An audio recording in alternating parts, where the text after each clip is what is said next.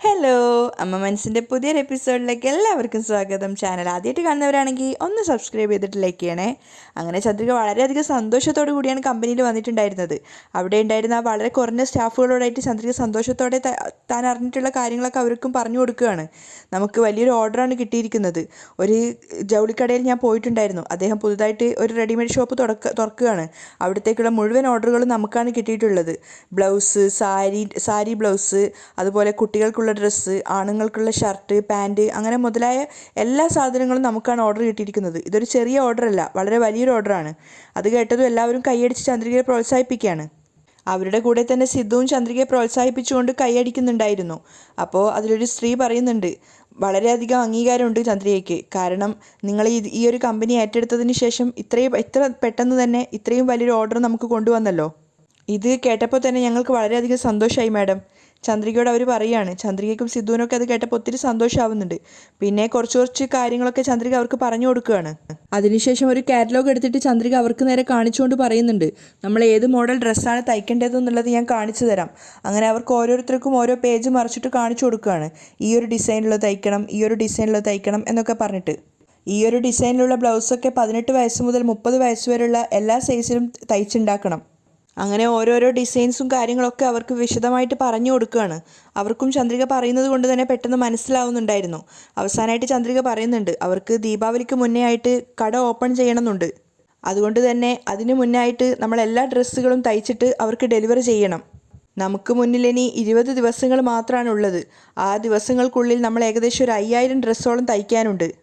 നമ്മൾ വളരെ കുറഞ്ഞ ആളുകളേ ഉള്ളൂ. അതുകൊണ്ട് തന്നെ എങ്ങനെയാണ് ഇത്ര ദിവസത്തിനുള്ളിൽ ഇത്രയധികം ഡ്രസ്സുകൾ തയ്ച്ചുണ്ടാക്കുക എന്ന് എനിക്കറിയില്ല.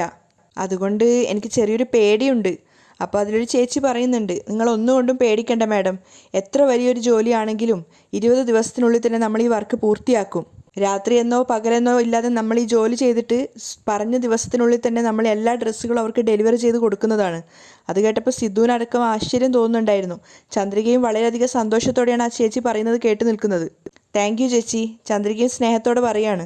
അപ്പോൾ അവരൊക്കെ പറയുന്നുണ്ട്, ഒന്നുകൊണ്ടും പേടിക്കേണ്ട, നമുക്ക് ആ ദിവസത്തിനുള്ളിൽ തന്നെ ഈ വർക്കുകൾ മുഴുവനായിട്ടും പൂർത്തിയാക്കാം. ഒന്നുകൊണ്ടും നിങ്ങൾ പേടിക്കേണ്ടെന്ന്. അവരെല്ലാവരും ചന്ദ്രികയെ സപ്പോർട്ട് ചെയ്തുകൊണ്ടാണ് സംസാരിക്കുന്നത്. അത് കേട്ടിട്ട് ചന്ദ്രികയ്ക്കും വല്ലാത്തൊരു നന്ദി തോന്നുവാണ്. അപ്പോൾ സിദ്ധു പറയുന്നുണ്ട്, നിങ്ങൾ ഇത്രയും പേരും ആത്മാർത്ഥതയോടെയും സ്നേഹത്തോടെയും സംസാരിക്കുമ്പോൾ പിന്നെ ഞങ്ങൾക്ക് എന്തിനാ പേടി? നിങ്ങൾക്ക് സ്റ്റിച്ച് ചെയ്യേണ്ട മെറ്റീരിയൽസിനൊക്കെയുള്ള ഓർഡർ ഞാൻ കൊടുത്തിട്ടുണ്ട്. ഒരുപക്ഷെ ഇന്ന് തന്നെ അതൊക്കെ വരും. ഉടനെ തന്നെ നമ്മൾ നമ്മുടെ ജോലി ആരംഭിക്കേണ്ടതായിട്ടുണ്ട്. അവരെല്ലാവരും പറയുന്നുണ്ട്, ശരി സർ. സിദ്ധുവിനും അത് കേട്ട് സന്തോഷമാവുകയാണ്. അപ്പോൾ ചന്ദ്രിക പറയുന്നുണ്ട്, അപ്പോൾ നമുക്ക് നാളെ പൂജ കഴിഞ്ഞതിന് ശേഷം ജോലി ആരംഭിക്കാം. അങ്ങനെ എല്ലാവരും അവരവരുടെ സീറ്റിലേക്ക് പോവുകയാണ്. ചന്ദ്രികയും സിദ്ധുവും നേരെ വീട്ടിലേക്കും. മേഘ ക്യാബിനിലിരുന്ന് വർക്ക് ചെയ്തുകൊണ്ടിരിക്കുമ്പോഴാണ് മനോഹരൻ അങ്ങോട്ടേക്ക് വന്നിട്ട് പറയുന്നത്, മേഘ, നീ പറഞ്ഞതുപോലെ ചന്ദ്രികയുടെ കമ്പനിയിലുള്ള ജോലിക്കാരെയൊക്കെ കൂട്ടിക്കൊണ്ട് വന്നിട്ടുണ്ട്. അവരിങ്ങോട്ടേക്ക് വിളിച്ചുകൊണ്ട് വരട്ടെ? ശരി, വിളിച്ചുകൊണ്ട് വാ. അങ്ങനെ ചന്ദ്രികയുടെ കമ്പനിയിൽ ജോലി ചെയ്തിരുന്ന ഒരു വിഭാഗം സ്ത്രീകൾ മുഴുവൻ അവിടെ വന്നിട്ടുണ്ടായിരുന്നു. എല്ലാവർക്കും സുഖമല്ലേ? മേഘ കുശലാന്വേഷണമൊക്കെ ചോദിക്കുകയാണ്. മനോഹരൻ അമ്മാവൻ കാര്യങ്ങളൊക്കെ പറഞ്ഞിട്ടുണ്ടാവുമെന്നാണ് വിചാരിക്കുന്നത്. അതെ മാഡം, പറഞ്ഞിട്ടുണ്ടായിരുന്നു. അപ്പോൾ മേഘ വീണ്ടും പറയാണ്, എൻ്റെ കമ്പനിയിൽ സ്റ്റിച്ചിങ് വർക്കിന് വേണ്ടി ആളുകളെ എടുക്കുന്നുണ്ട്. കുറച്ച് എക്സ്പീരിയൻസ് ആയ ആൾക്കാരാകുമ്പോൾ കുറച്ചുകൂടി ബെറ്റർ ആണല്ലോ. അങ്ങനെയുള്ളവർക്കാവുമ്പോൾ നല്ല ശമ്പളവും കൊടുക്കും. അപ്പോൾ അവർ ചോദിക്കുന്നുണ്ട്, എത്രയാണ് ശമ്പളം തരിക എന്ന്. ഇപ്പോൾ ചന്ദ്രികയുടെ കമ്പനിയിൽ നിന്നും എത്രയാണോ ശമ്പളം വാങ്ങുന്നത് അതിൻ്റെ ഡബിളായിട്ട് വാങ്ങിക്കോളൂ. മേഘ പറഞ്ഞത് കേട്ടതും അവർക്കൊക്കെ ഒത്തിരി സന്തോഷമാവാണ്. അവർ പരസ്പരം മുഖത്തോട് മുഖം നോക്കി ചിരിക്കുന്നുണ്ട്. അവർ വീണ്ടും ചോദിക്കുന്നുണ്ട്, സത്യമാണോ എന്ന്. തീർച്ചയായിട്ടും. അപ്പോൾ ഞങ്ങൾ ജോയിൻ ചെയ്തോളാം മാഡം. അവരെല്ലാവരും പറഞ്ഞത് കേട്ടതും മേഘ പറയുന്നുണ്ട്, ആഹാ, കുഴപ്പമില്ലല്ലോ, എല്ലാവരും നമ്മുടെ കമ്പനിയിൽ തന്നെ ജോയിൻ ചെയ്യുന്നു എന്ന് കേട്ടപ്പോൾ സന്തോഷമുണ്ട്. എന്നിട്ട് മനോഹരനോടായിട്ട് പറയുന്നുണ്ട്, അങ്കിൾ, ഇവർക്ക് എല്ലാവർക്കും ഇപ്പോൾ തന്നെ ജോയിൻ ലെറ്റർ കൊടുത്തേക്ക്. എന്നിട്ട് അവരോടായിട്ട് പറയാണ്, ഇനി നിങ്ങളാരും ചന്ദ്രികയുടെ കമ്പനിയിലേക്ക് ജോലിക്ക് പോവരുത്. നാളെ മുതൽ എൻ്റെ കമ്പനിയിൽ തന്നെ ജോലിക്ക് വന്നോളൂ. ശരി മാഡം, ഇനി ഞങ്ങൾ അങ്ങോട്ടേക്ക് പോകുന്നില്ല. നാളെ മുതൽ ഇവിടത്തേക്ക് തന്നെ ജോയിൻ ചെയ്യാം. അങ്ങനെ അവരെല്ലാവരും അവിടുന്ന് ഇറങ്ങി പോവുകയാണ് മുറിയിൽ നിന്ന്. ആ സമയത്ത് മേഘ മനോഹരനോട് ചോദിക്കുന്നുണ്ട്, അങ്കിൾ, ചന്ദ്രികയുടെ കമ്പനിയിൽ ജോലി ചെയ്യുന്ന എല്ലാ ആൾക്കാരും ഇതിൻ്റെ അകത്തില്ലേ? അല്ല, ഇനി ആരെങ്കിലും അവിടെ ബാക്കിയുണ്ടോ? അപ്പോൾ അയാൾ പറയുന്നുണ്ട്, ഒരു 5 പേര് കുറവുണ്ട്. അവർ ഭയങ്കരമായിട്ട് ചന്ദ്രികേനെയും അതുപോലെ തന്നെ മഹേന്ദ്രനെയൊക്കെ സ്നേഹിക്കുന്ന ആൾക്കാരാണ്. കുഴപ്പമില്ല, 5 പേരെ വെച്ചിട്ട് അവൾ എന്ത് ചെയ്യാനാ? മേഘ പുച്ഛത്തോടെ പറയാണ്. അതിനുശേഷം മേഘ പരിഹാസത്തോടെ പറയുന്നുണ്ട്, ഓർഡർ കൊടുത്ത ആ ക്ലയൻറ്റ് പറഞ്ഞ തീയതിക്കുള്ളിൽ ഇവർ ഓർഡർ ഡെലിവറി ചെയ്തിട്ടില്ലെങ്കിൽ ആ ഒരു ഓർഡർ ക്യാൻസൽ ചെയ്യും. മനോഹരനും മേഘയെ സപ്പോർട്ട് ചെയ്ത് പുഞ്ചിരിക്കുകയാണ്. അപ്പോൾ മേഘ പറയുന്നുണ്ട്, തീർച്ചയായിട്ടും ഇത് തന്നെ നടക്കുള്ളൂ അങ്കിൾ. ഒരു കാര്യം ഞാൻ പറയാം, ചന്ദ്രികയ്ക്ക് ഒരു ഓർഡറും കിട്ടാത്ത രീതിയിൽ അവളെ ബ്ലോക്ക് ചെയ്യണം. ഇനി അഥവാ കിട്ടിയാലും അവൾക്ക് ജോലി ചെയ്യാൻ സാധിക്കരുത്. അപ്പോൾ മനോഹരൻ പറയുന്നുണ്ട്, തീർച്ചയായിട്ടും മേഘ. ഈയൊരു ട്വിസ്റ്റ് എന്തായാലും ചന്ദ്രിക പ്രതീക്ഷിക്കുകയില്ല. നാളെ ജോയിൻ ചെയ്യാൻ വേണ്ടി വന്നിട്ട് കമ്പനിയിൽ ആളില്ലെന്ന് അറിഞ്ഞു കഴിഞ്ഞാൽ അവൾ കരച്ചിലായിരിക്കും. മേഘയും മനോഹരനും കൂടി ചന്ദ്രികയെ പരിഹസിച്ചിരിക്കുകയാണ്. പിറ്റേന്ന് എല്ലാവർക്കുള്ള സ്വീറ്റ്സുമായിട്ടാണ് സിദ്ധുവും ചന്ദ്രികയും കമ്പനിയിൽ വന്നിട്ടുണ്ടായിരുന്നത്. അപ്പോൾ സിദ്ധു ചന്ദ്രികയോട് പറയുന്നുണ്ട്, നീ തന്നെ കൊടുത്താൽ മതിയെന്ന്. ചന്ദ്രികയും വാങ്ങിച്ചിട്ട് എല്ലാവർക്കും കൊടുക്കാൻ വേണ്ടിയിട്ട് കൊണ്ടുവന്നതാണ്. ചേച്ചിയോടൊക്കെ സ്വീറ്റ്സ് എടുക്കാൻ പറഞ്ഞപ്പോഴും എല്ലാവരുടെയും മുഖം ആകെ ഡള്ളായിട്ടാണുള്ളത്. അപ്പോൾ ചന്ദ്രിക ചോദിക്കുന്നുണ്ട്, ഇതെന്താ എല്ലാവരും ഇങ്ങനെ നോക്കി നിൽക്കുന്നത്, സ്വീറ്റ്സ് എടുക്ക്. അപ്പോഴാണ് സിദ്ധു ചുറ്റിലും നോക്കുന്നത്. അപ്പോൾ ഒരു മെഷീൻ്റെ അടുത്തും ആൾക്കാരില്ല, വളരെ കുറഞ്ഞ ആൾക്കാർ മാത്രമേ അവിടെ ഉള്ളൂ, 5 പേരേ ഉള്ളൂ. ചന്ദ്രികയ്ക്കാണെങ്കിൽ ആദ്യം കാര്യം മനസ്സിലായില്ല. അവൾക്കും ഇവരെന്താ ഇങ്ങനെ പെരുമാറുന്നതെന്നൊക്കെ വിചാരിച്ച് ചന്ദ്രികയും ചുറ്റിലും നോക്കുവാണ്. എന്താ ചേച്ചി, സീറ്റിലൊന്നും ആരെയും കാണുന്നില്ല, ഇനിയും ആരും എത്തിയില്ലേ? ചന്ദ്രിക സംശയത്തോടെ ചോദിക്കുകയാണ്. അങ്ങനെ മടിച്ച് ആ ചേച്ചി പറയാണ്, അവരൊന്നും ഇനി വരില്ല മാഡം. അത് കേട്ടത് ചന്ദ്രികയെ സിദ്ധു ഷോക്കാവുന്നുണ്ട്. ചന്ദ്രിക ചോദിക്കുകയാണ്, എന്താ ചേച്ചി ഈ പറയുന്നത്? അതേ മാഡം, നമ്മുടെ കമ്പനിയിൽ ഉണ്ടായിരുന്ന എല്ലാ ജോലിക്കാരെയും മേഘ മാഡം അവരുടെ കമ്പനിയിലേക്ക് ജോലിക്കെടുത്തു. അത് കേട്ടതും സിദ്ധുവും ചന്ദ്രികയും ആകെ തരിച്ചു നിൽക്കുകയാണ്. അപ്പോൾ ആ ചേച്ചി പറയുന്നുണ്ട്, ഇവിടെ ജോലി ചെയ്ത എല്ലാവരും മേഘ മാഡത്തിൻ്റെ കമ്പനിയിൽ ജോലിക്ക് പോയി. സിദ്ധുവിന് കേട്ടത് വിശ്വസിക്കാനായില്ല. അവൻ വീണ്ടും ചോദിക്കുകയാണ്, മേഘ ആര് വന്നിട്ടാണ് എംപ്ലോയീസിനെയൊക്കെ കൂട്ടിയിട്ട് പോയത്? അപ്പോൾ ആ ചേച്ചി പറയുന്നുണ്ട്, മനോഹരൻ എന്ന പേരുള്ള ഒരാൾ വന്നിട്ടാണ് കൂട്ടിയിട്ട് പോയത്. ചന്ദ്രിക ആകെ തകർന്നു പോയിട്ടുണ്ടായിരുന്നു. അവൾ തലതാഴ്ത്തി നിൽക്കുകയാണ്. അപ്പോൾ ആ ചേച്ചി പറയുന്നുണ്ട്, മേഘ മാഡം നിങ്ങളെല്ലാവരെയും അവരുടെ കമ്പനിയിലേക്ക് കൂട്ടാൻ വേണ്ടി പറഞ്ഞിട്ടുണ്ട്. താല്പര്യമുള്ളവർ വരണമെന്നാണ് മനോഹരൻ പറഞ്ഞത്. നിങ്ങൾക്ക് ഇവിടെ കിട്ടുന്നതിനേക്കാളും 2 ഇരട്ടി ശമ്പളം അവിടുന്ന് കിട്ടും എന്ന് പറഞ്ഞത് കേട്ടതും ഇവിടെയുള്ള എല്ലാവരും പണത്തിന് ആഗ്രഹിച്ച് അങ്ങോട്ടേക്ക് ജോലിക്ക് പോയി മാഡം. ചന്ദ്രിക ശരിക്കും തകർന്ന അവസ്ഥയിലായിട്ടുണ്ടായിരുന്നു. അവൾക്ക് കരച്ചിൽ വരുന്നുണ്ടായിരുന്നു. അവൾ ആ ചേച്ചിയോട് പറയുന്നുണ്ട്, എന്താ ചേച്ചി ഇത്? നിങ്ങളെല്ലാവരെയും വിശ്വസിച്ചിട്ടല്ലേ ഞാൻ ഇത്രയും വലിയൊരു ഓർഡർ ഏറ്റെടുത്തത്? ഇങ്ങനെ ഒന്നും പറയാതെ പെട്ടെന്നൊരു ദിവസം വേറൊരു കമ്പനിയിലേക്ക് ജോലിക്ക് ചേർന്നാൽ എന്താ ചേച്ചി ചെയ്യുക? എങ്ങനെ ഇത്രയും വലിയൊരു ഓർഡർ നമ്മളെക്കൊണ്ട് ഒറ്റയ്ക്ക് ചെയ്തു തീർക്കാൻ സാധിക്കും? അവർക്കാണേലും സിദ്ധുവിനാണെങ്കിലും അതിന് പ്രത്യേകിച്ച് മറുപടിയൊന്നും പറയാനുണ്ടായിരുന്നില്ല. എല്ലാവരും ആകെ തകർന്ന അവസ്ഥയിലാണ്. അപ്പോൾ ചന്ദ്രിക സിദ്ധുവിനോട് പറയുന്നുണ്ട്, എന്താ സാർ ഇങ്ങനെയായ ചെയ്യുക? നിങ്ങൾ മേഘയോട് സംസാരിച്ചിട്ട് നമ്മുടെ സ്റ്റാഫിനെയൊക്കെ കൂട്ടിയിട്ട് വാ. അപ്പോൾ സിദ്ധു ആ ഒരു സത്യം അവൾക്ക് പറഞ്ഞു കൊടുക്കുകയാണ്. നമ്മൾ ചെന്ന് വിളിച്ചാലും അവർ തിരിച്ചു വരില്ല ചന്ദ്രിക. എന്തുകൊണ്ടെന്നാൽ നമ്മൾ ഈ വർക്ക് പൂർത്തീകരിക്കാതിരിക്കാൻ വേണ്ടി മേഘ മനഃപൂർവ്വമാണ് അവരെല്ലാവരും ഇവിടുന്ന് കൂട്ടിക്കൊണ്ടു പോയത്. ഇവരാണെങ്കിൽ അതൊന്നും മനസ്സിലാക്കാതെയാണ് മേഘയെ വിശ്വസിച്ച് പോയിട്ടുള്ളത്. എന്തായാലും ഒരു 2 മാസത്തിനകം ജോലിയൊന്നും ഇല്ലയെന്ന് പറഞ്ഞിട്ട് അവരെല്ലാവരെയും അവൾ തന്നെ തിരിച്ചയക്കും. അത് കേട്ടതും ആ ചേച്ചിയും സമ്മതിക്കുകയാണ്, അത് തന്നെയാണ് സത്യം എന്ന്. അപ്പോൾ ചന്ദ്രിക സിദ്ധുവിനോട് ചോദിക്കുന്നുണ്ട്, ഇനിയിപ്പോൾ നമ്മൾ എന്താ ചെയ്യുക? അത് തന്നെയാണ് ചന്ദ്രിക എനിക്കും അറിയാത്തത്. സിദ്ധുവും ആകെ ടെൻഷൻ ആവുകയാണ്. പുതിയതായിട്ട് കമ്പനിയിലേക്ക് ജോലിക്കാരെ എടുക്കണം. ജോലിക്കാരെ കിട്ടുമെന്ന് പോലും അറിയില്ല. അതുമാത്രമല്ല, ഇനി 20 ദിവസങ്ങൾക്കുള്ളിൽ 5000 ഡ്രസ്സുകൾ നമ്മൾ തയ്ച്ചുണ്ടാക്കണം. അതെങ്ങനെ തയ്ച്ചുണ്ടാക്കുന്നു പോലും അറിയില്ല. അപ്പോൾ ചന്ദ്രിക ആകെ തലയിൽ കൈവച്ചിട്ട് പറയുന്നുണ്ട്, എനിക്ക് തലയൊക്കെ പൊട്ടുന്ന പോലെ തോന്നുന്നു സർ. നമ്മളെ വിശ്വസിച്ചിട്ടാണ് അവർ ഇത്രയും വലിയൊരു ഓർഡർ നമുക്ക് തന്നത്. നമ്മളിത് അബദ്ധം കാണിച്ചു കഴിഞ്ഞാൽ അവർക്ക് നമ്മുടെ മേലുള്ള വിശ്വാസം പോവും സർ. സിദ്ധുവും ഒന്നും ചെയ്യാൻ പറ്റാത്ത അവസ്ഥയിൽ നിൽക്കുകയാണ്. അപ്പോഴും ചന്ദ്രിക വീണ്ടും ആവശ്യപ്പെടുകയാണ്, എന്തെങ്കിലും ചെയ്തിട്ട് അവരെ ഒന്ന് ഇവിടെ എത്തിക്കും സർ. അപ്പോൾ സിദ്ധു പറയുന്നുണ്ട്, വിടി ചന്ദ്രിക, നമ്മൾ എന്ത് ചെയ്താലും മേഘ അവരെ ഇങ്ങോട്ടേക്ക് വിടില്ല. നമ്മൾ അവളോട് സംസാരിച്ച് വെറുതെ ടൈം കളയണ്ട. ഈ വിഷയം നമുക്ക് എത്രയും പെട്ടെന്ന് അങ്കിളിനെയും ആൻറ്റിയെയും അറിയിക്കണം. നീ വാ. ചന്ദ്രികയും കൂട്ടിക്കൊണ്ട് സിദ്ധാർത്ഥ് പോവുകയാണ്. ആ സമയത്ത് ചന്ദ്രിക അവിടെയുള്ള ജോലിക്കാരോട് പറയുന്നുണ്ട്, നിങ്ങളെല്ലാവരും ജോലി ചെയ്യൂട്ടോ. അവരെല്ലാവരും ആത്മാർത്ഥതയോടുകൂടി ജോലി ചെയ്യുകയാണ്. അതേസമയം വീട്ടിലാണെങ്കിൽ ലക്ഷ്മി പ്രാർത്ഥിച്ചുകൊണ്ടിരിക്കുകയാണ്. ആ സമയത്ത് അവർ ദൈവത്തോട് പറയുന്നുണ്ട്, ചന്ദ്രികയ്ക്ക് ആദ്യമായിട്ടാണ് ഒരു വലിയൊരു ജോലി കിട്ടിയിട്ടുള്ളത്.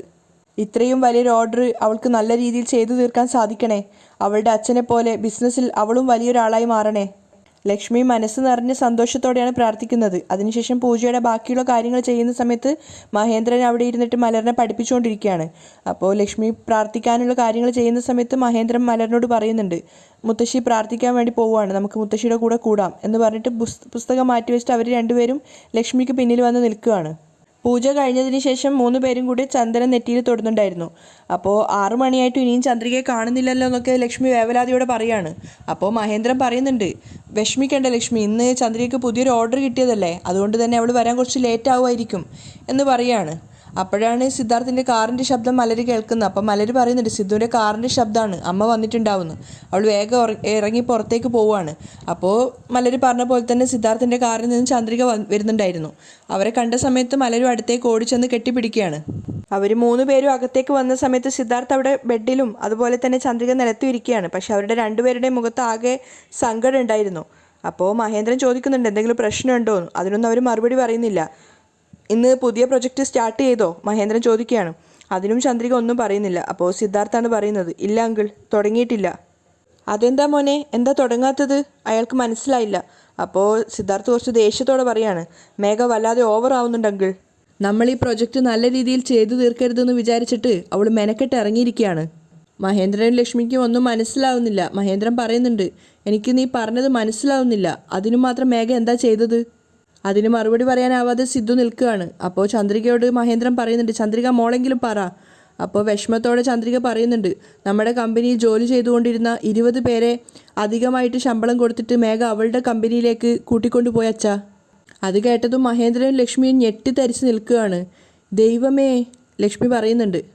മഹേന്ദ്രനും ദേഷ്യത്തോടെ പറയാണ് അവളെ ഇങ്ങനെ വിട്ടാൽ ശരിയാവില്ല, നമ്മളെ നശിപ്പിക്കണമെന്ന് വിചാരിച്ച് ഇറങ്ങി തിരിച്ചിരിക്കുകയാണ് അവൾ. ഇന്നവൾ വീട്ടിൽ വരട്ടെ, അവൾക്ക് ഉള്ളത് ഞാൻ കൊടുത്തോളാം. അപ്പോൾ ലക്ഷ്മി പറയുന്നുണ്ട് ഏട്ടാ വെറുതെ പ്രശ്നം ഉണ്ടാക്കരുത്, ഈ സമയത്ത് നമ്മൾ ക്ഷമയോടെ നിൽക്കുകയാണ് വേണ്ടത്.